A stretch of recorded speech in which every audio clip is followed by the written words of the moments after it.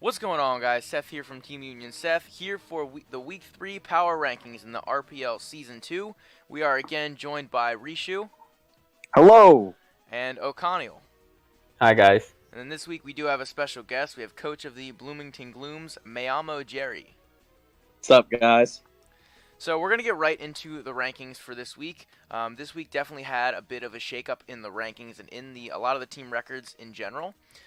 So at number 12, yet again, as last week, we have the Tauberbischofsheim Teddiursas for both Rishu and O'Connell. So Rishu, I'll let you go first. You can talk about their game. Okay, so I actually, and this is again the start of a trend with the rest of the league. I think he took a little bit of a step forward. I think that was the case with almost every team except for one. And I feel like he played and prepped a little bit better. The Volcarona set he brought was definitely creative. Setting up Tailwind, the light screen, all that stuff really early in the game caught his opponent very much off guard. I think maybe he could have used it a little bit better, maybe a little bit later in the battle to try to cinch up a win as opposed to just get momentum from turn one. Because he had momentum. That was probably the first momentum he's had in any game all season. But he lost it immediately. Once Sharpedo came in, there wasn't really a lot he could do because of the way he prepped and the way his team is composed. He doesn't really have a lot of answers to Sharpedo. He didn't bring Cloister, which I think has the highest defense down on his team, so it couldn't help him. He has a bunch of ghost types. Sableye set couldn't beat Sharpedo. He was the victim of a little bit of hacks. I think the crit on top of Lele might have mattered. It was still a roll in Sharpedo's favor no matter what. But there's a potential that the crit mattered. His own terrain hurt him because he couldn't Mach Punch the Sharpedo with Machamp. And just, he didn't have a Sharpedo answer. He got 6-0'd by one Pokemon. And that can't happen. So he's 0-3, he's minus 17. He's doing statistically about as poorly as you can. But he did, I think, take baby steps forward this week in both his prep and his play. So he still does obviously have to be ranked number 12. But signs of him potentially turning it around are there. Okay, and Ocon, what did you think about his game this week? First of all, my champ doesn't get Mach Punch. It doesn't? Yeah. No, it gets Bullet Punch. Yeah. Never Other mind. than that, I mean, I agree improvements are there. Like, Pashoberry was a really good brink if you have to bring Volcarona, but I'd argue that Volcarona is not a good mon against a rain team, and probably 90% of people would agree with me. I mean, it's a rain team, and like the ace mon of the team is Mega Sharpedo, and all of your mons are weak to one of Mega Sharpedo's tab moves, which is actually Crunch. That can't happen if you're prepping well. I think the prep was questionable, play was questionable, like switching Jellicent Sharpedo. I mean, even if it survived, what was it supposed to do? Like, maybe, okay, it can survive and Will-O-Wisp, but maybe that's a big maybe. And yeah, Pashoberry was good, but if it happened with Colburberry, with any of his mons, it could have changed the game. Like, you have to be prepared for your opponent's biggest, scariest mon, and he wasn't. So, the 12th place is where I rank him. He did only have one mon weak to dark, and it was Jellicent, if I remember correctly. The rest of them just got one He shot. also had It was Jellicent. He brought Gorgeist, yeah. So So Alex, did you have anything you wanted to bring up about this match? Wait. Yeah, I think the reason that I would knock him for getting swept by Sharpedo is because he has mons on his team that could have withstood Sharpedo. Like a counter Pyukumuku could have done some damage to it potentially. Maybe a max defense Cloister could have stopped at least a couple of its hits, but he didn't really bring either of those, and everything that I did bring got pretty much one shot. So that was just a mistake in team building, I'd say, that week. Yeah, also for the first time, his opponent didn't have a chance to kill Cloister with Wolf, yeah. which turn one. Yeah. He didn't take that chance. I will give him credit for learning. Fair enough. So moving on, so both of you guys also at number 11 had the Emerald City Espeons. So Okan, you can start with them and their game. I think the prep part is played a huge part again where ranking because again your opponent's best months are Blaziken and Kuram, and your only answer to Blaziken was your Slow King, which he, I believe, played kind of poorly. Like Blaziken was almost dead earlier turns, and if when it got weakened, nobody could stop Blaziken. Like he had to better protect that man to have a chance at winning this game.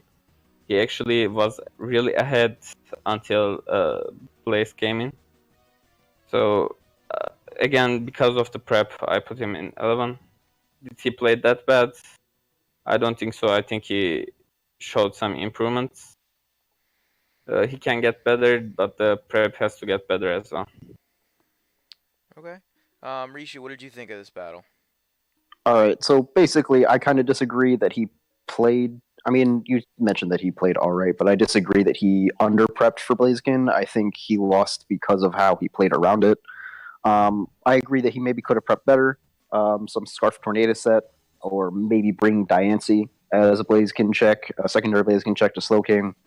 Could have helped him a little bit, but he played and prepped all right compared to the other weeks. Last week he got blown up by Vaporeon because he let his Vaporeon check die. The week before he let hacks get to him and didn't play very well around it.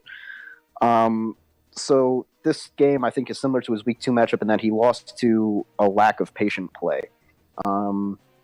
I get the urge to come in with Kyurem White and just kind of click buttons and get a bunch of kills, but in the situation that he was in, he lost because he Draco Meteored Porygon 2. He, up until that point, was playing actually really well. He had most of the momentum throughout the game, but killing Porygon 2 in that instant was a misplay. It probably didn't seem that way to him at the time, but allowing Blaziken to come in for free and set up is why he lost. He lost because less so that he didn't prep well around Blaziken, and more so because he gave his opponent the opportunity to get to +2. So I struggled a little bit because he is still 0-3, and the person that I ranked at 10 is also still 0-3. I struggle a little bit with where to rank them. But overall, I think he's prepped worse so far. Even though I did rank his draft quite highly, he has a lot of common weaknesses coming out of it, so his defensive synergy is all whacked off. I don't think he's played terribly to this point. I think he's played kind of below average.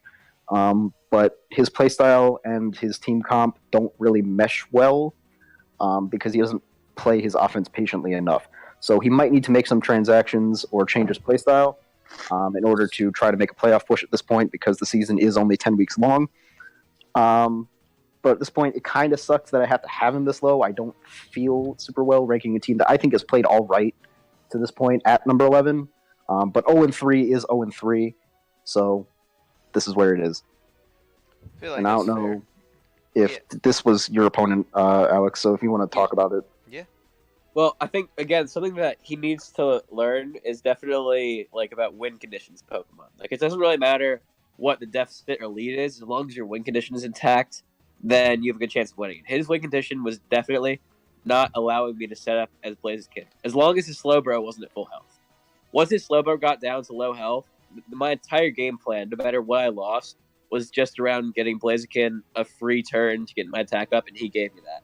What he needs to learn in the future is that he basically can't send his Slowbro out to get damaged until he's taken care of my win condition, which is the Blaziken. And that's what I did with Blaziken. I didn't really use it until I realized his Slowbro had low health. So he definitely needs to prioritize certain aspects of the battle better than just gaining a general advantage, I would say. Awesome. So, moving on, both of you guys, again, had the same number 10 with the Hartford Herdiers, and they dropped 2 spots from last week, for each of you. So, Risha, you can start with that game. For most of this game, I think he played kind of well. I don't have any specific disputes with his prep either. He had a good amount of momentum coming through, and then later in the battle, Heliolisk came in. And I don't know what it was about that Heliolisk that prevented him from switching to Snorlax. He might have been fearing Focus Blast. but he let 2 Mons die to it unnecessarily, including his win con, which I think was Haxorus, and he was not able to come back from that. He probably could have prepped better. He does have Raikou. He was playing a Rain team, but the Rain team had Mega Swampert. I don't think it's terrible that he didn't bring Raikou. I would have brought it. Similar to the Emerald City, I think it kind of sucks that he has to be this low because he hasn't played terribly. He got victimized by Hacks the week before. He had a kind of bad matchup week 1. And he really hasn't truly played terribly yet in any game. But similar to last week, or similar to Emerald City, 0-3 is 0-3. He needs to do a better job of preserving his win con. And even though, again, I rated his draft kind of highly coming out of it, whatever it is in prep, it's not working.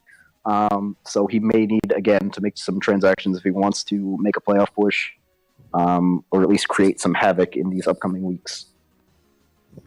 Yeah, definitely. I mean, this is the last of our 0-3 teams. I mean, you both ranked him the highest of the 0-3 teams, and I think it's because of his play in general. He tends to prep pretty well, if I'm not mistaken, and then his play it can be kind of all over the place. So, Okan, I'll let you give your thoughts on the match as well. Yeah, Ryan, if you're listening to this, man, I love you. Just keep going strong. You're gonna get out of this groove. But, like, why didn't you go into Snorlax against that Heliolisk? I mean, I understand saying it in Celebi. Like, I forgot for a second. I thought it was a really good play staying in because I forgot it got Signal Beam. I think it also gets Dark Pulse, but I don't think Dark Pulse would kill from there. So I thought, okay, it was good. He can just Earth Power and kill it and then win with Haxorus. But that didn't happen, sadly. Southwest Snorlax was really good. It did a really good job in the game. And if he went in early, if he saved Haxorus for a while, just one Dragon Dance probably would have been enough for him to win. But then again, I think he played well, but then that Signal Beam just... it was the same last week as well. When something goes wrong, he kind of gets really, I don't know, excited, really frustrated maybe. And then he makes kind of misplays after something being wrong. So it was the same. Like, okay, he could have stayed in with Celebi. I would have, probably. But then Haxorus was not the play. The play was going into Snorlax. It had, like, no downside. I don't think even Fox Blast would have killed the Southwest Snorlax at that point. Because I just got that and Earthquake. So that's why, I mean, he played well. He has one huge misplay. Other than that, he played and prepped well. This game could have gone either way at that point. So that's why he is the highest ranking of the O3s. Okay, Alex, do you have anything you wanted to add to that game? Yeah, I think I'm going to be honest. I understand that they're going to prepare for the Raikou, but I think if you're facing a mono water or a rain team and you have Raikou, you have to bring it. Especially in lieu of like some of the Pokemon that you did bring. Like, but like he had Thunders as well. He had Thunders, but I feel like that it's easy. It puts pressure on the person you're playing against to play around you instead of vice versa. So basically, since you bring Raikou, you constantly are putting pressure on the Pokemon that aren't those two that are immune to it. And I think that's really important because then you're kind of forcing him to play as a reaction to you instead of you being behind. So I understand why he didn't bring it. I understand that his opponent brought somebody with Volt Absorb and a Ground type, but I think that the Ground type can be easily dealt with because it's quad weak to Grass, and I agree that the Thunders would be a problem, but especially in lieu of like I don't know, maybe somebody like Mega Bayonet, which didn't really have too much of an advantage against any of his Pokemon except Metagross. I feel like the better play would have been bringing Electric type there. Yeah, I mean that's definitely a good point. I mean, not bringing Raikou in general is pretty tough, and then just especially against the rain team can definitely could have made or break this game. So we're actually gonna move on. So Okan, we're gonna move on to your number 9, and you actually had the opponent of the Hartford Herdiers, the Indiana Infernapes, at number 9, and Rishu, you had them at number 8. So Okan, you can discuss their side of this game as you saw it. I mean, I gotta give him to that Heliolisk set that won the game, like Dragon Pulse, and with he prepped for Celebi, he prepped for Hexers. I assume that's why he has Dragon Pulse. He really prepped well actually for that, but he was actually kind of really under prepped for the Southwest Snorlax. I don't think he saw that coming at all. And I don't know if the Psychium Z was kind of interesting as well. Like, it worked because Ryan went into the Araconite, but easily that switch could have been Scant Tank. And it did nothing. Like, I don't understand the Psychium Z play, to be honest. Against Ryan's team, I think the Steelium Z seems much better. Really less resist. So there were some questionable decisions. Like, if the Hexers didn't die there, if he went into Snorlax, killed Heliolisk or forced Heliolisk out, then Hexers just got +1 against something. He could have easily win. So the game was there at that point. The game was still on the table. I give him Heliolisk, but other than that, I don't see really great play style or really great prep. Yeah, I mean this was their first win of the season. They were going up against another team that was winless, so it can't really justify moving them up too much, even though you did move them up one slot. But Rishu, you moved them up 3 slots to your number 8. So why did you move them up so far? All right. Well, first of all, because I had to have them above the 0-3 teams, and second of all, because I mean, I didn't have to have him above the 0-3 teams, but like, I thought he came less close to losing his game than the team I put at 9. He got caught off guard by his opponent's prep and play early, but in contrast to what had happened in his first 2 games, he took a major step forward this week by being able to push that stuff out of his mind. He settled in, and he was able to take back momentum for himself. I disagree that the Metagross set was not great. Steelium Z might have been better, but just Heliolisk and Metagross spamming buttons is what ultimately won him this game. I won't disagree that he probably could have lost this game if his opponent had played better, but I also won't say that he wouldn't have won this game anyway, because he still had his Rain win con. Like, Swampert still clears out Snorlax and most of the rest of the team that's there, especially under Rain. So I disagree that Hexer is setting up as just an auto win.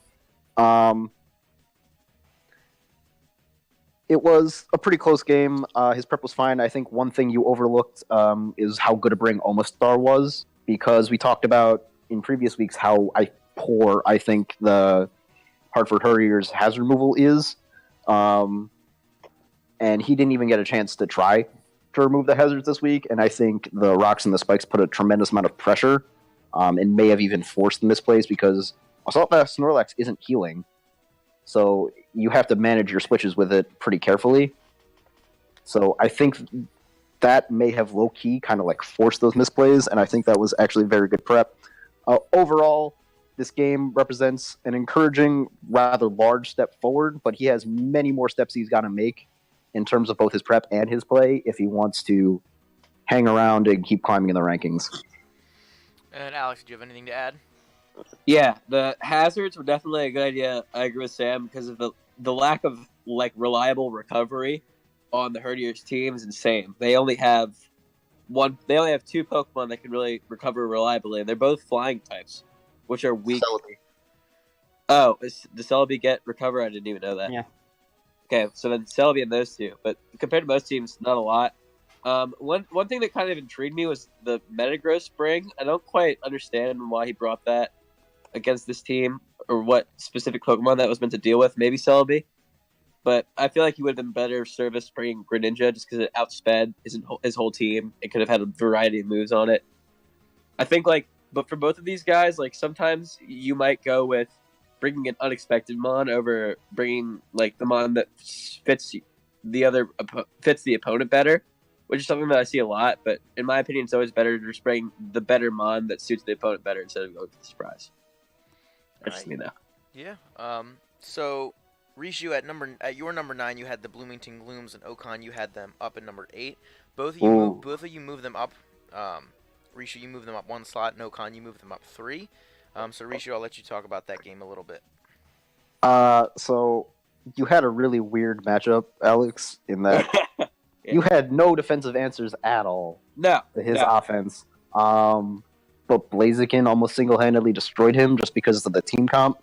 So this game was really about whether or not he would give you an opportunity to set up with Blaziken, which is kind of very much like your Week 1 game, because in your Week 1 game, you expected Blaziken to essentially carry your whole team, and it wasn't able to do that. But in this game, he gave you the opportunity by Draco Meteoring with Kyurem White. You were getting outplayed up to that point. You had no momentum. But once Blaziken comes in, once you see the opportunity, you saw your win con right in front of you, and you took it. So I agree with what you said about your opponent when we talked about him. You did exactly what you wanted to do. You weakened Slowking just a little bit, because Knockoff does do a huge amount of damage to Slowking at +2. And your one mon with a great matchup carried. You won 2-0. I think Landers was irrelevant. I think the same thing could have happened. It could have been a 1-0. I think you could have maybe even tried to 2v6 his entire team just by baiting him into Draco Metering you. But, you seem to have built up a lot of confidence off this game. You went into the game with kind of a quasi-rivalry with your opponent. You had changed your name to Road to 8-2 after your 0-2 start.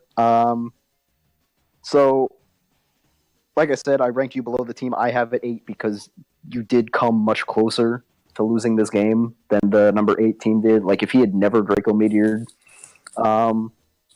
at all in this game, I think you probably would have lost. But you did win. You did pick up your first win of the season.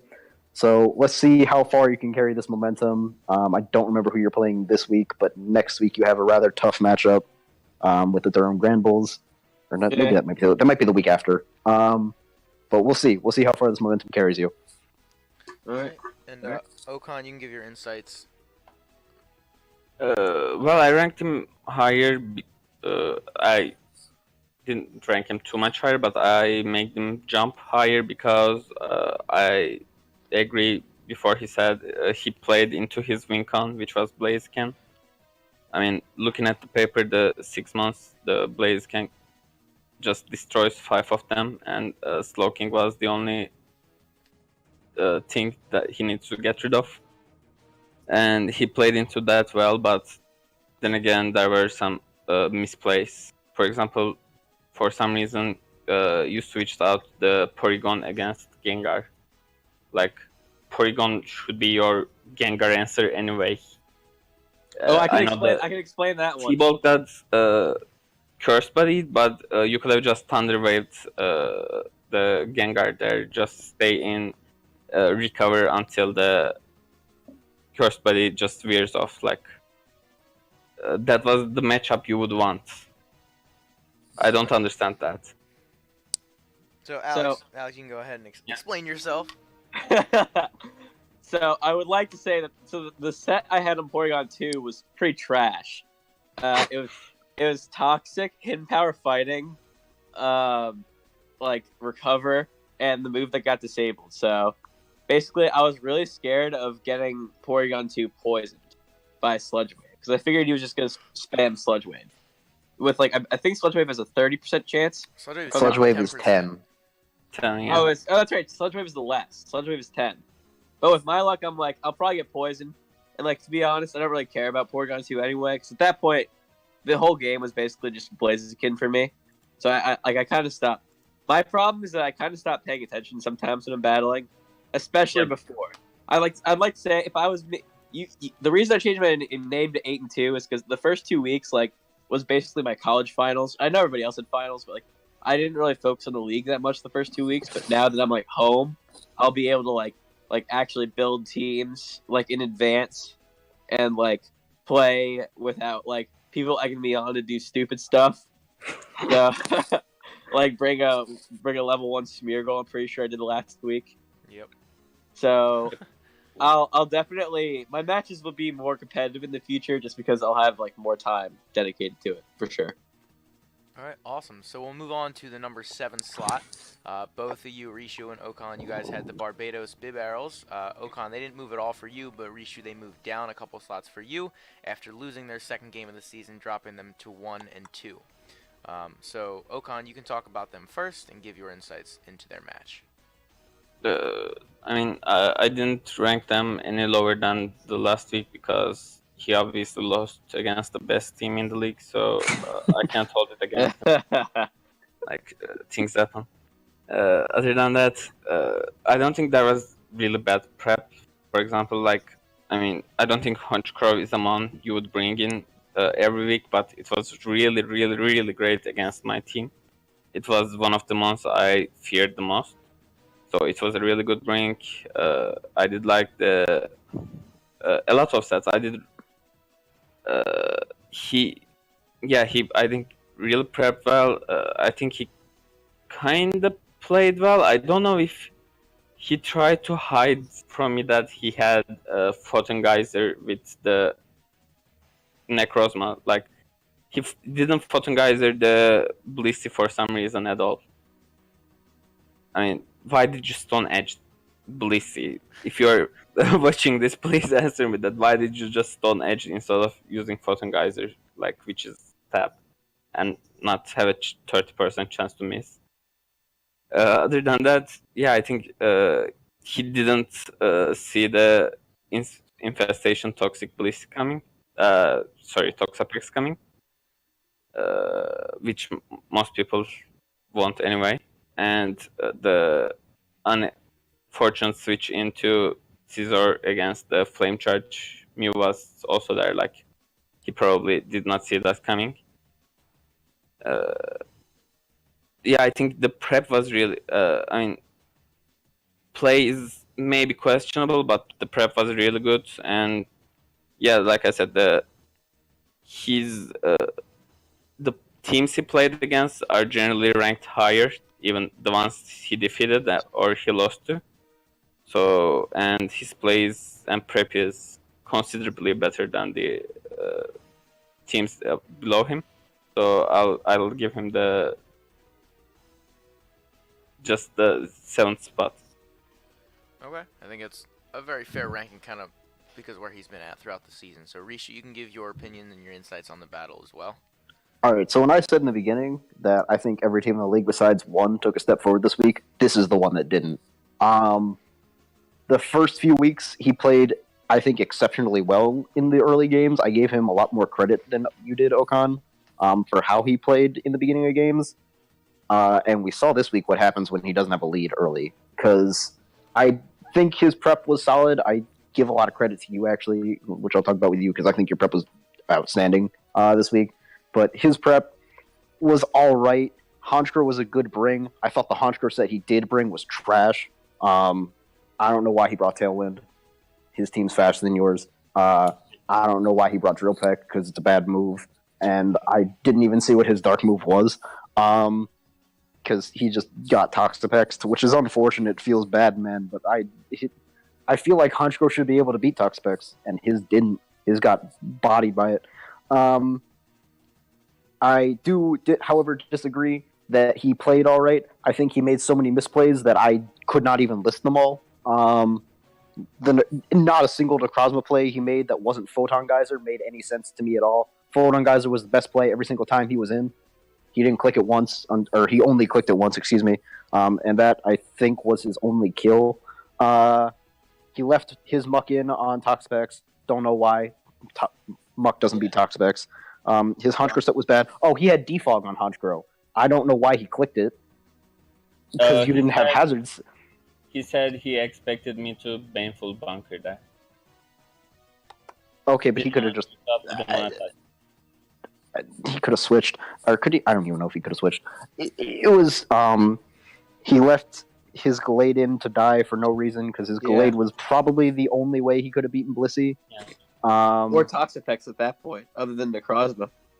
I don't even know that Glade beats Toxapex for sure, but definitely the only thing that he had to beat Blissey.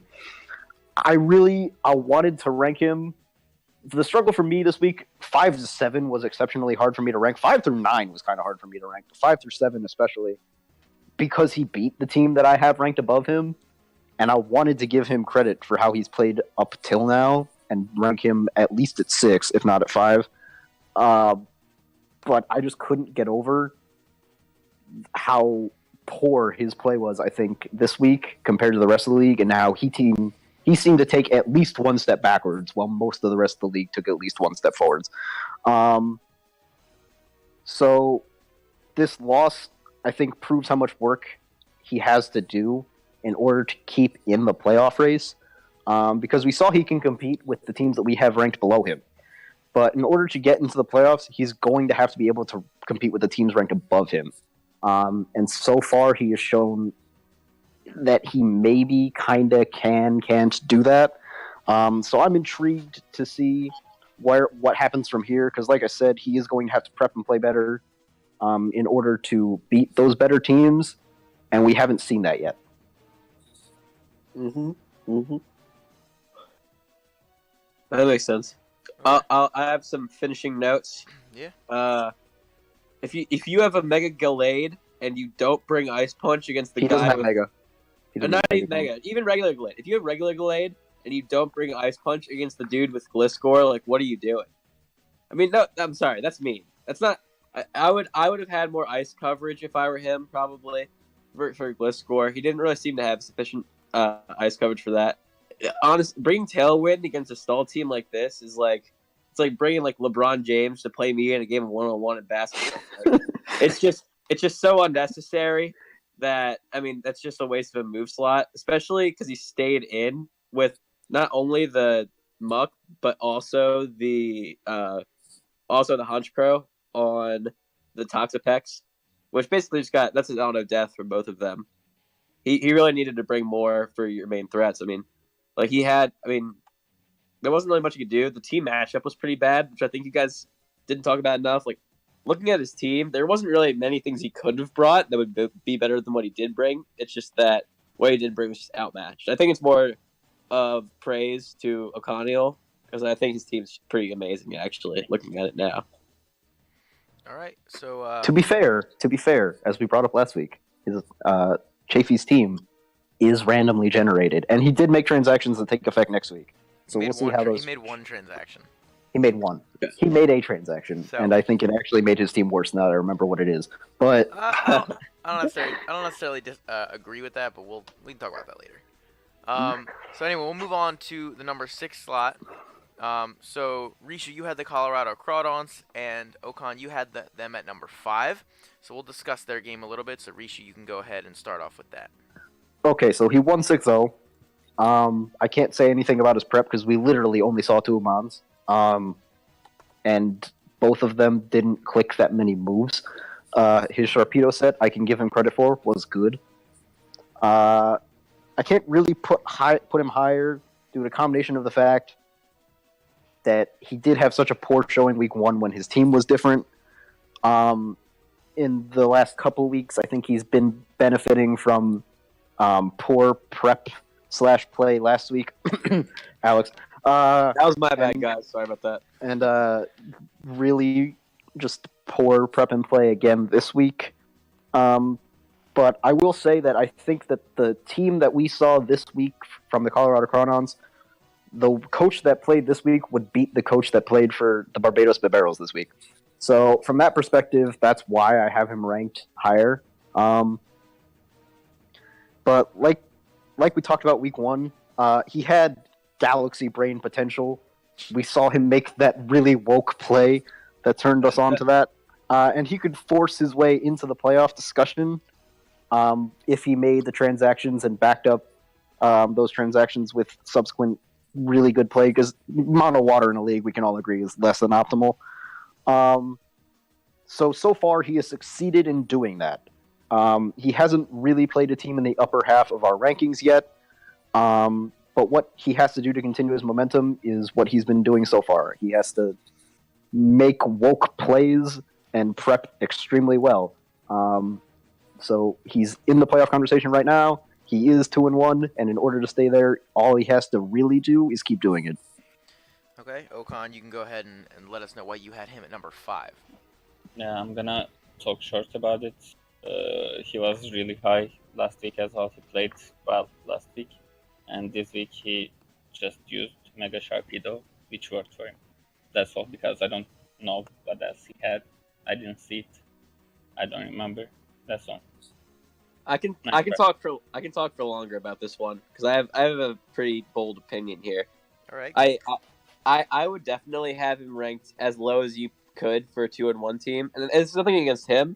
It's just his team construction. So the other rain/mono water team has counters for their weaknesses, right? So for electric types, that he has somebody with Volt Absorb and he has Lantern to counter them. And for somebody like a grass type, he's Pokemon to counter those. However, the Crawdaunts don't really have that. Like, I remember, I'll be honest, like, I don't want to be, like, mean or, like, I was not really trying last week. I think I built... That was my hypothesis. What? I talked about that last week, yeah. I wasn't trying last... If I really wanted to, I could have just brought electric moves on all my Pokemon and just spam them against him and won pretty easily. He needs to find... He hasn't really had a meaningful win yet, I would say, and that's not his fault. Like, he can only play who's put in front of him. Like, that's not really his fault, but he definitely needs to find some coverage for electric and grass types if he wants to go far, because it's really easy right now just to put electric type moves on every one of your Pokemon, and he would not have a single counter for that. To be fair, the team he drafted did not have Seismitoad on it, and the team he drafted did not have Kingdra on it. And both of the mons that he replaced them with were water types that were not resistant to electric. So he's actually okay. I'm not. Yeah, they did make it better. I will say that they made it better. Kingdra, I think, was a really good addition, especially with the rain team.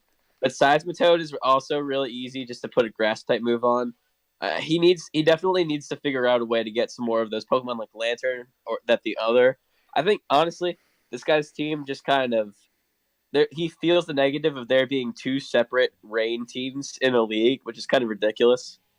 But I mean, when there's two rain teams, there's only a finite amount of Pokemon that cover weaknesses in a rain team. He just didn't get as many of them. I would be happy to give him Gastrodon if he wants him. I'll say that. Okay, yeah, I mean, I think that's a very fair assessment of the team. But we'll move on. We'll move on to Paul, who is the not ranked at 12 anymore, Paul, the Twinleaf Town Torterras. So Risha, you had them at number 5, and Okan, you had them at number 6. Risha, they actually moved up a slot for you, and Okan, they moved down a few slots in your rankings. So Okan, you can talk about them first, and let us know why you had them at number 6, down a couple spots. I really want them to talk about him first, because I am really shocked. Why did he move him up after this week? Okay. Spec. I moved him up mostly because I did not want to put him below the Crawdaunts.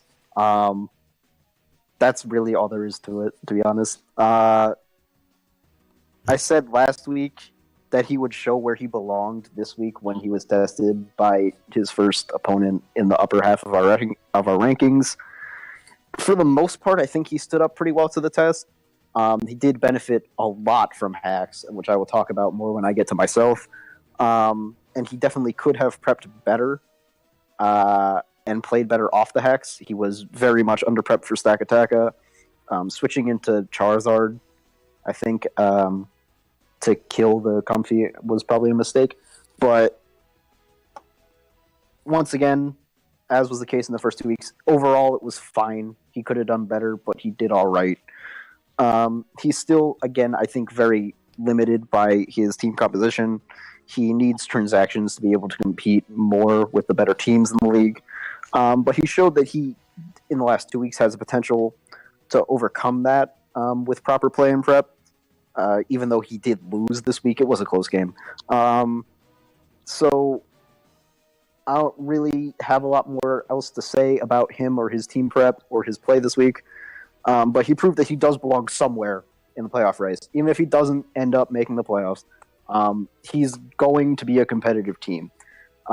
If he can, if he can prep play better, if he can make some transactions somehow that will help his team, he's already on the path to that with Protean Greninja. Protean Greninja made my prep 10 times harder than if he had still had Battle Bond.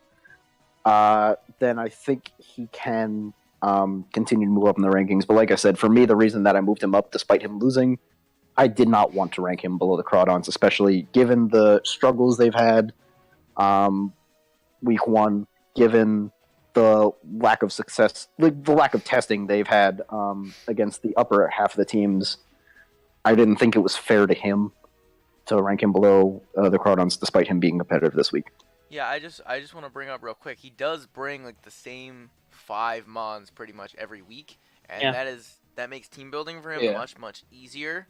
So if he can patch that up a little bit, I think like Rishu said, he'll definitely be a pretty tough contender in the playoff race. But Okan, you let us know why you moved him down 3 spots down to your number 6. You just stole my main criticism actually there. Like he uses Greninja, Cress, Charizard, Tapu Koko, and Shiftry. I think they all came every week. No, Shiftry didn't came one. I think Venusaur was the one. Yeah, Venusaur. Yeah, and Shiftry came 12 time. Like, I mean, he keeps using the same months. He keeps using the same strategies, and like out of those months, the only wall breaker I would say is Zardwai, and he had to use that against the Stakataka, and he didn't use Fox Blast, even though Choppleberry would probably survive, but he was afraid to bring Fire Blast, which I think would have one shot. I don't know. Wouldn't have one shot, but it would have killed from where I was.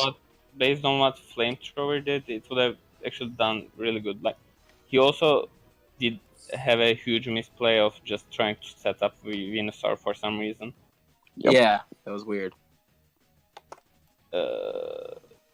So overall, I can't say he played well this week. I can't say he prepped well this week because he didn't do anything different than last week. Actually, he used the same months and same moves, kinda. Yeah. And the only different thing was he used physical Coco instead of special Coco. Like that, if that's the only prep difference you're gonna make, considering his team is quite bad, I would say. Not because of the quality of mons, but the synergy between them. I mean, he is 6-6 this week, but he can really go lower too. Yeah, I mean, I feel like with his team, he could really go up or down depending on how he preps and plays. I mean, the team is one thing, but it's really how you prep and how you play with the team is a completely other thing, and that can really make or break your record or how you do in a certain league. So I think he has the potential to either go up or down. It's just very dependent on what he does. Yeah. Yeah, I Alex, agree. You can go ahead and talk a little bit. I don't quite understand why he has Ninetales and Charizard on his team. More sun. More sun. Yeah, Especially because not too many things on his team actually benefit from sun. He's got 2 chlorophyll mons. 3. I know. 3? With this chlorophyll Venusaur he really. swept one. What? He had 3, but he swept one of them. Yeah. Right. Okay. I mean, he definitely needs to diversify who he brings more. I think Wooper could definitely be an option in the future. No, but in all seriousness, it's not a big problem to bring Tapu Koko and Greninja, especially if it's protein, every week. Like I'm pretty sure the one year I won the championship, I'm pretty sure I brought Tapu Koko every week. As long as you just have to change up what their movesets are, I think. Especially with Shiftry, he doesn't really have another option because the only other Pokemon that fills remotely the same role is Trevenant, which is pretty similar. He dropped Trevenant, didn't he? Oh, he did? My bad. Yeah, he did. That was a good move, dropping Trev. Oh, for Hitmonchan. Okay, gotcha. Then yeah, I would have probably brought that more if I were him. But overall, I would say if you just look at the value of his Pokemon on his team is really good. It's just Paul. This is just something about Paul in general. A lot of the times he likes to run really like flamboyant, like non-optimal sets just to kind of like have fun with it, which is good. But sometimes that can come back to bite you. So a lot of. Go ahead. I mean, that you saw that with the growth Venusaur. So I feel like maybe he could benefit from maybe diversifying his movesets, but not in a way that is suboptimal. All right, so just to keep it moving, we'll move on to the number 4. Now, the 4 through 1 is very, very, very similar for both of you guys, so it shouldn't be too difficult there shouldn't be a whole lot to say on either sides that's different from the past weeks. So number 4, we have the Durham Granbulls, who they didn't move anywhere for you, Rishu, but they did move up 1 slot for you, Okan. They took their first loss of the season to my team, the Philadelphia Fearows, in what was a really long and a very good game as well. So who started the last one? I'm gonna go first. Okay, yeah, okay, go ahead. I mean, I think saying that game was good is questionable. I got bored, kinda. As a stall player, I really got bored in the game. Okay, to be serious, she got 1 slot up because Paul got 3 slots lower for me. But then again, I know she lost, but she didn't play bad. She didn't prep bad. She kind of prepped bad. Like both of you, I'm gonna give the same criticism to you as well when we are talking about you. Like, use StatTrack, use spikes, use toxic spikes, use anything. Like, both of you just switched around instead of just attacking, and the game would be much easier, much faster if one of you just had some kind of entry hazard. Like, that's the main criticism to both of yours preparation, and other than that, I think we can all agree that your preps are really good, which justifies the 8th turn of a game. Like, you just countered each other constantly with good switches. Okay, I mean, I gotta give you credit, and she is only 1 slot lower than you because you won. She lost. That's all. I think she played well, prepped well. It could have gone either way. Like, one of you could have just have a misread, switch into something rogue, and just lose.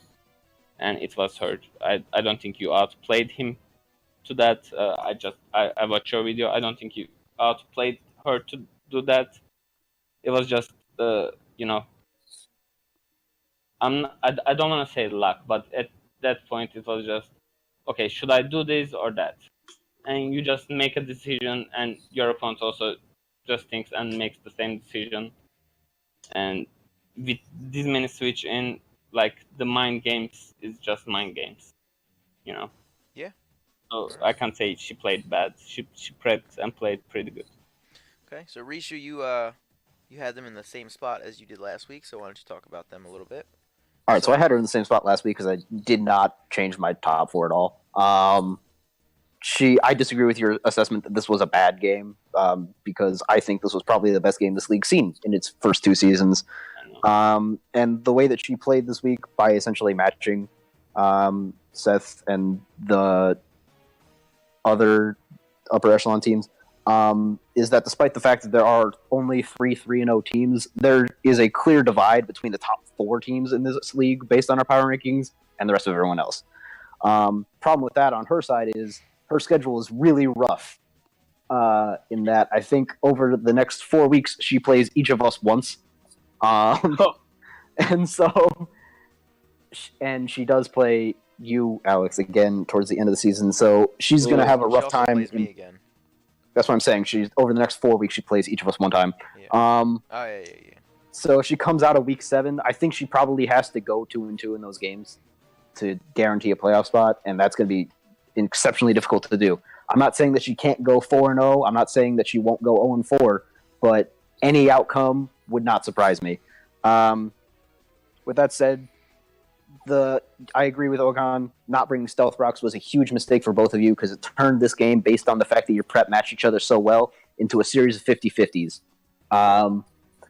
And so she lost most of them throughout, especially the mid game and also the end game. She lost most of the 50-50s, and so she played without momentum for a lot of it. I won't say she played without momentum for the entire time, because she did make some good plays in there with her switches with Mienshao and getting Metagross and Cragnal in at different points.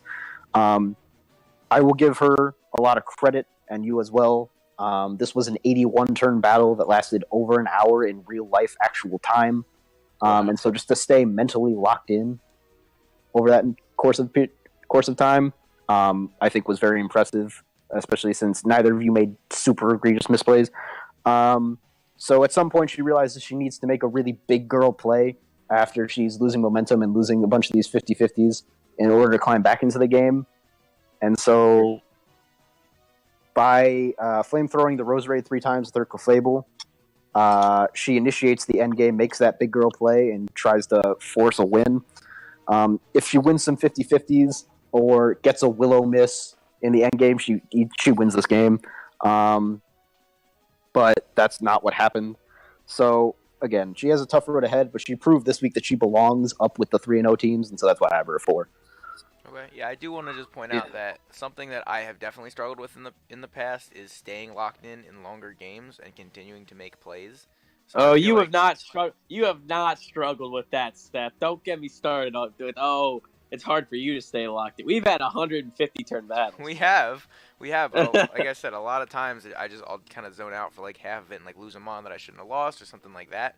So I think her just being able to keep up with that when like you said, both of us staying locked in the whole time was impressive on both of our parts, but I was impressed with her being able to continue to keep up. Especially her time, local time, it was kind of late. Yeah. So yeah, that's true. So Alex, you can give your insights into this battle as well. Okay, so as someone that's played Seth so many times, more times than I'd like to admit, there's two things I've learned about Seth. The first thing, you have to go into the battle knowing that this thing has the potential to go 200 turns every time. you have to go into the battle expecting that. But here's one thing that you have to do against Seth, which is the reason I think that she probably lost. When you play against Seth, because he has a very specific playstyle, when you play against him, you either need to go balls to the wall offense, just bring like 5 choice banded Pokemon, like don't bring any moves, like just you have to either overpower him or just be total awful bulk. Just be total awful, like, don't bring an attacking move. Good to know. Well, I'm just saying, at least how I've been successful, whenever I've been successful in the past against Seth, it's because I brought, like, Mega Beedrill, like, freaking Tapu Koko and all of them, and you just can't give Seth the opportunity to keep switching. You have to stay on him, and if you don't do that, you're gonna lose because Seth is smarter than you, and he knows it. So I'll take that as a compliment. Oh, okay. So you basically, that's the problem. Playing against Seth is not like playing against anybody else. And I think it's not a knock on. I think the only knock on her team is that she probably needs to have a little bit more speed on her team. There's not really any. She didn't really have any mons that are above 110. She's Mega Metagross, but that was it. Yeah, she doesn't really have too many. She doesn't have too much speed, which she might need to fix, especially when she brings an offensive team, like she did this week. But other than that, she played well. It's just playing against Seth is a different animal than playing against a regular person. So that's okay. That's where I'll leave that. All right, we'll get into our top 3 now. So Risha, you'll start with this one. Your number 3, you had yourself, the Orlando Appolitodes, and Okan, you had them ranked at number 2 again. Neither your top 2s changed. Risha, as you mentioned, your top 4 didn't change. So Risha, you can talk about your own game and your own team in general. Okay, so clearly, I'm just going to anticipate what Okan says. So obviously, I have myself ranked below Seth because he's superhuman, according to Alex. I didn't want to. Subhuman. Just that's true. I didn't really want to mess with my ranking too much, given how relatively unconvincing my win was. I am the first person in this league this season who got hacked out and didn't lose. So I think a lot of that was lackluster prep and play for my opponent. I said it was all right, but obviously he could have done more. I myself, for the first time this season, will give myself credit for prepping extremely well. Because under normal circumstances, Comfy beats Charizard Y, Comfy beats Shiftry, and Comfy beats Gren. The fact that I got frozen turn 3 scouting, doing something that was also, I give myself credit for, normally a pretty good play, and losing Comfy, who I thought going into this game was probably my most important Mon first, was a big problem. But as far as the rest of my prep goes, Scarf Crobat I think was also a pretty good bring, due to avoiding the speed tie with Tapu Koko. Scarf Crobat actually also outspeeds his Chlorophyll Mons. So, and the fact that they're all grass types and weak to Brave Bird doesn't hurt. Yeah. So I generally played well. I didn't think there were any misplays in there. Solid scouting, rip Comfy.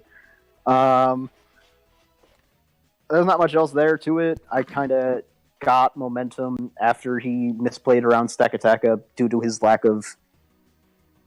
I don't know. His lack of low kick, especially, I think I didn't talk about. The fact that neither his Greninja nor his Shiftry had low kick was a big problem for him. So after Stakataka came in, I carried momentum through the rest of the game. I could have maybe had a 3-0. I looked back at it. I don't think that there was much I could do because actually from where I was at, Cross Poison didn't kill Cress. friggin' duck. Yeah. So there's not much else to talk about. My play has been pretty consistent thus far. I am 3-0.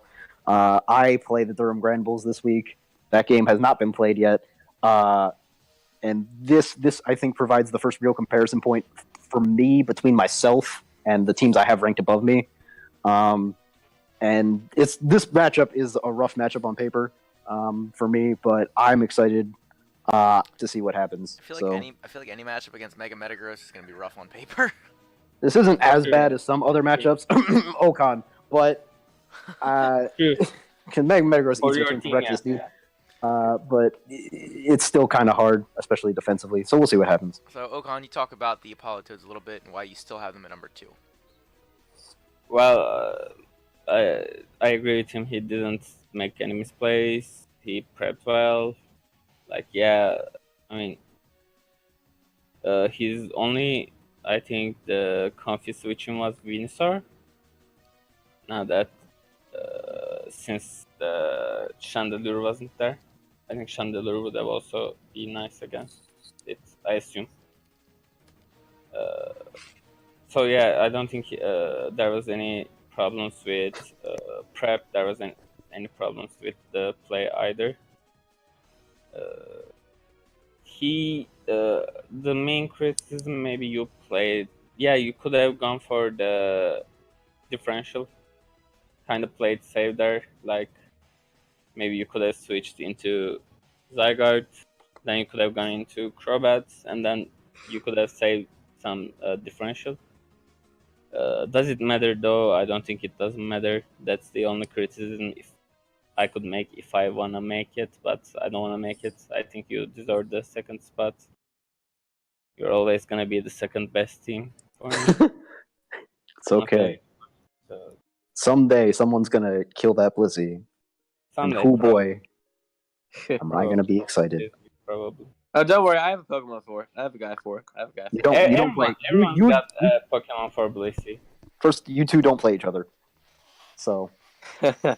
So, Alex, do you have anything else you want to add?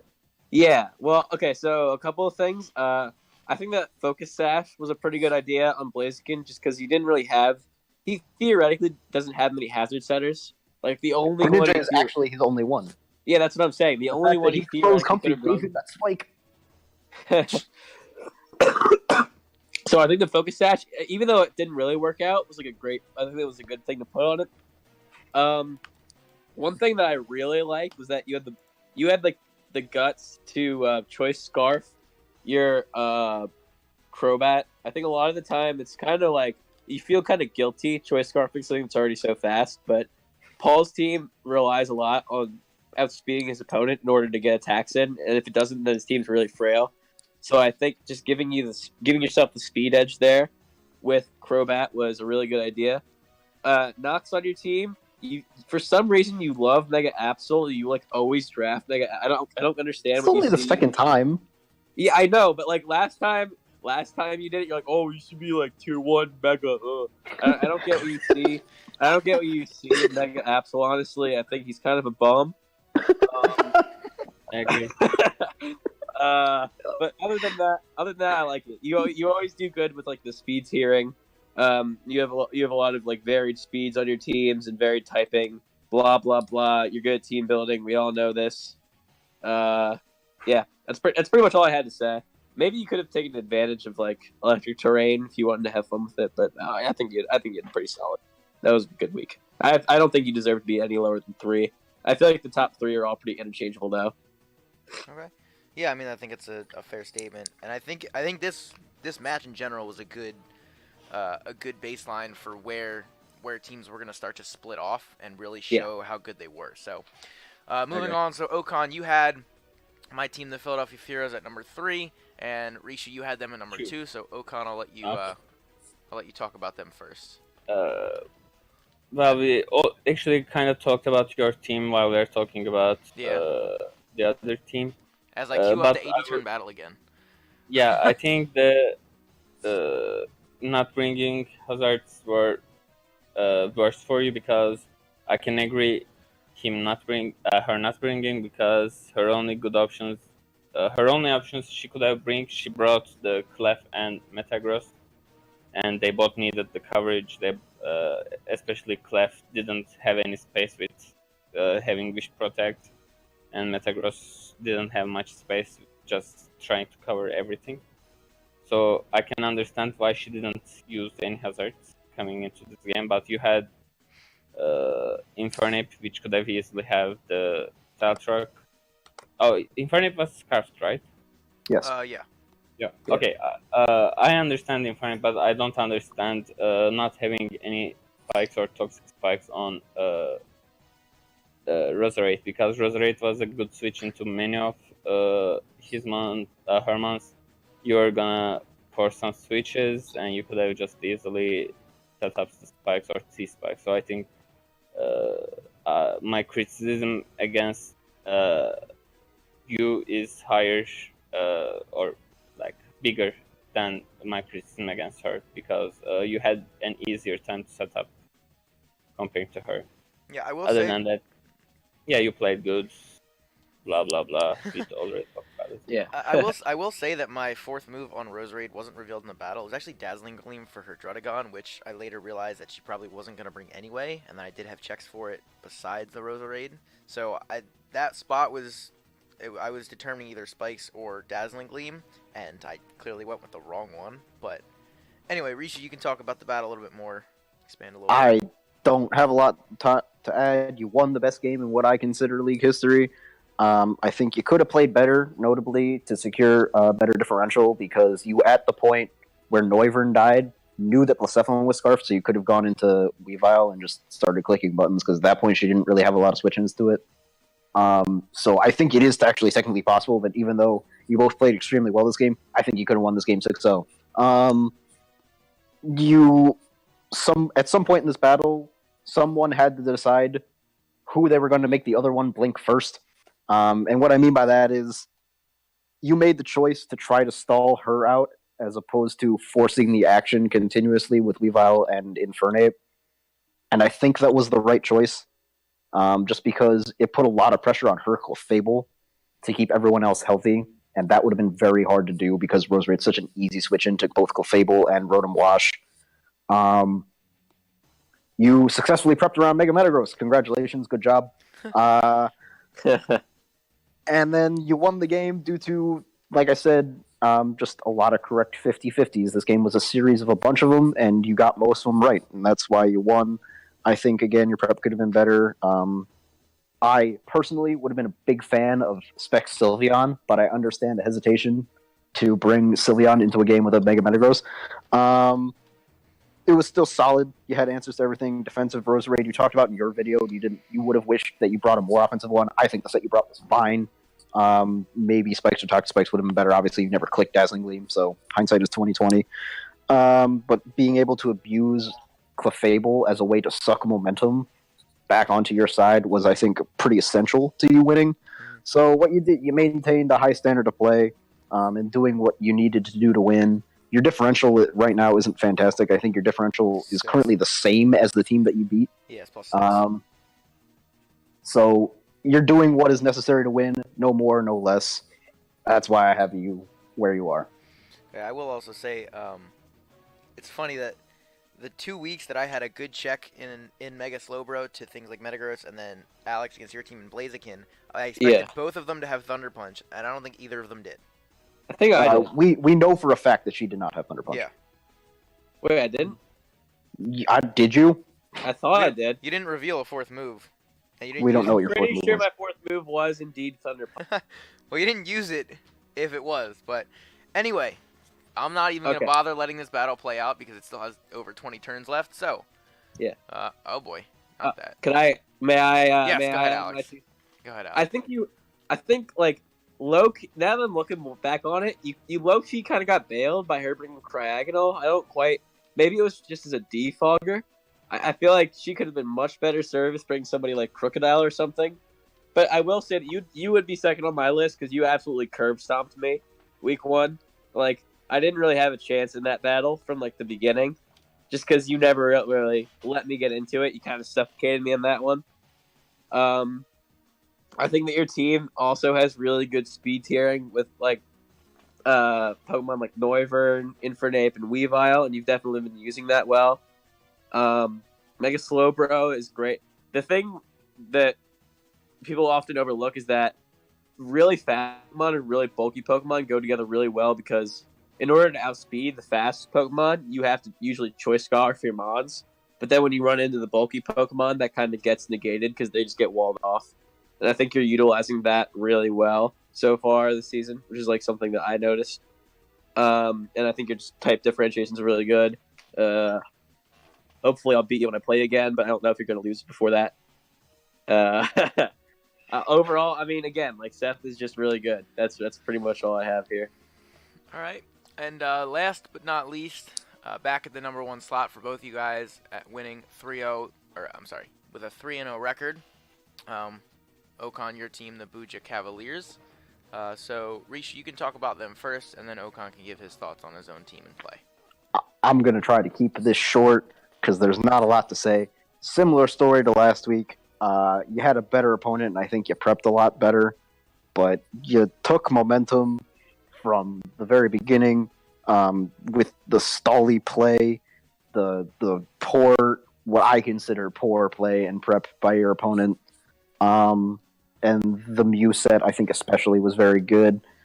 The Toxpex that you also mentioned, now that I do digest it more, was also very good. So it was just more of the same that we've been seeing. There was limited offensive pressure in this game because I think his prep was garbage.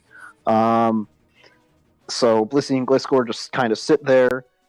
Because you are a hyper-aggressive stall player, you didn't wait for that to just work, which it would have. And you got Mew in there. And Mew, one of the 3 Mons I said was offensive on your team, finally actually did something on offense. Yeah. So it's really up to, like we mentioned last week, it's really up to somebody else to force you to change. Because what you're doing is working. It's working extremely well. You have the highest differential in the league.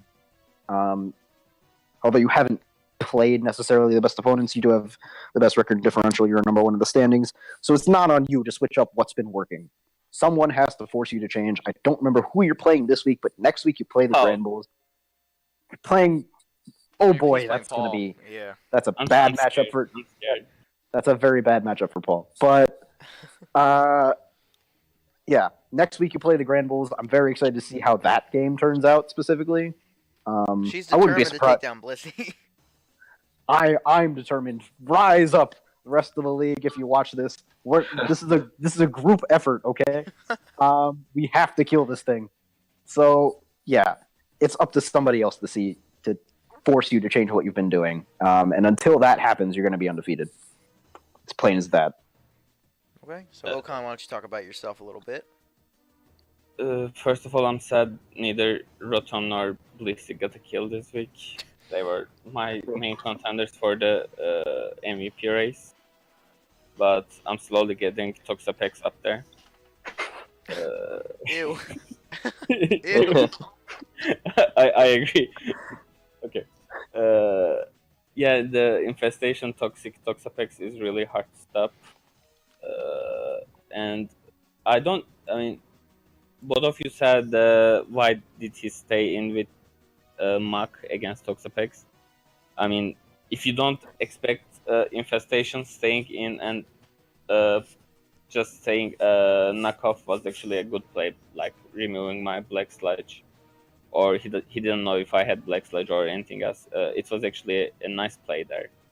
Like, the only thing bad for him would have been a Cold Burn or just infestation. And it was a kind of low risk play actually. Like, I don't disagree with that play. I actually thought he would stay in. If I thought he was just gonna switch into the Necrozma, I would have just toxic there.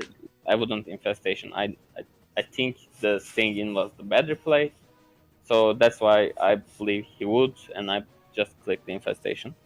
Other than that, yeah, I think the Mew set was good. Mew was my win condition. It didn't, but it actually did great job.